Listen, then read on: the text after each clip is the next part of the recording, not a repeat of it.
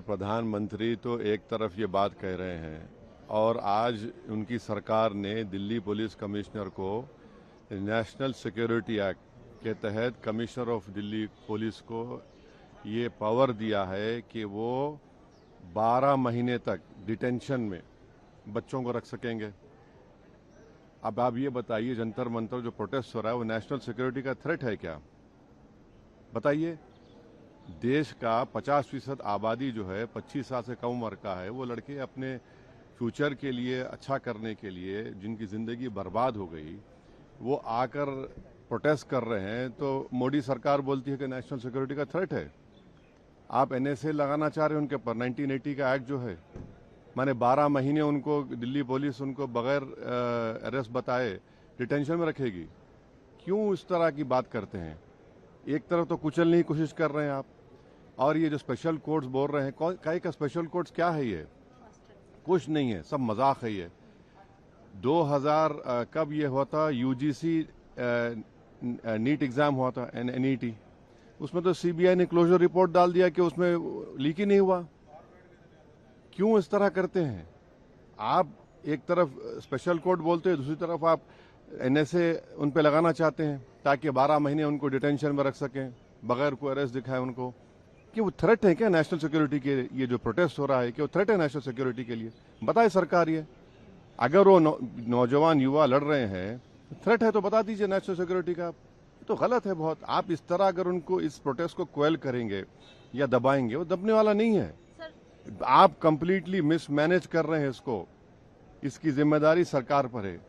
सरकार ये कह रही है कि ऑपोजिशन जो है इसको राजनीतिकरण दे रही है, राजनीतिक एक बात बताइए, जो बच्चे मर चुके हैं, किसी इंसान की औलाद थी ना, ये बिल्डिंग क्यों बनाई गई है? यहाँ पर आकर हम लोग थाली मारें, उनकी तकलीफ को बयान ना करें और हम सिर्फ रबर स्टैम्प की तरह बैठे रहें?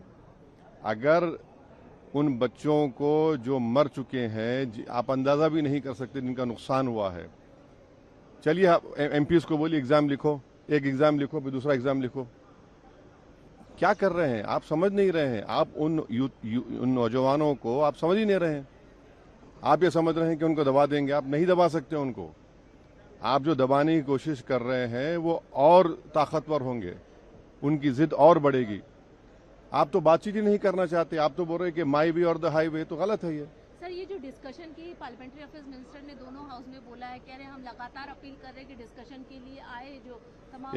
एक बात सुनिए, जो इस सरकार का कंटिन्यूअस बिहेवियर रहा है, आंदोलन हुआ एडवोकेट्स का, आंदोलन हुआ किसानों का लाल किले के पास, CAA का प्रोटेस्ट हुआ जिसमें पुलिस ने जामे मिलिया में घुसकर लाइब्रेरी, कैंटीन, हॉस्टल में मारा, एक बच्चे की आंख चले गई, सर पैर तोड़ दिया गया।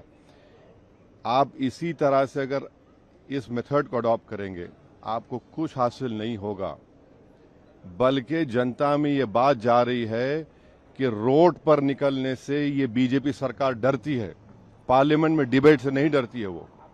ये परसेप्शन को अगर सरकार को तोड़ना है, क्योंकि अगर हम इलेक्टेड रिप्रेजेंटेटिव हैं और जनता ये समझ रही है कि रोड पे निकलेंगे तभी ये सरकार झुकेगी, ये हमारे बात को मानेगी, ये किसी के लिए अच्छा नहीं है। ये सरकार को अपना एक ओपिनियन चेंज करना पड़ेगा, अपना तरीका चेंज करना पड़ेगा। आप हाई कौन सा ग्राउंड है आपका? हम तो जनता के नुमाइंदे हैं ना। बस चलिए, हो गया। की छुट्टी होने वाली थी, मेरे पापा आने वाले थे, तो हम लोग सभी खुश थे। तो मैं बेड पे चढ़ के डांस कर रहा था, लेकिन वो पहले ही आ गए। फ्रीज। तो मैं उस समय तो कंटिन्यू नहीं कर सकता था ना, तो फ्रीज फ्रेम टाइप का हो कसम गया। पैदा कर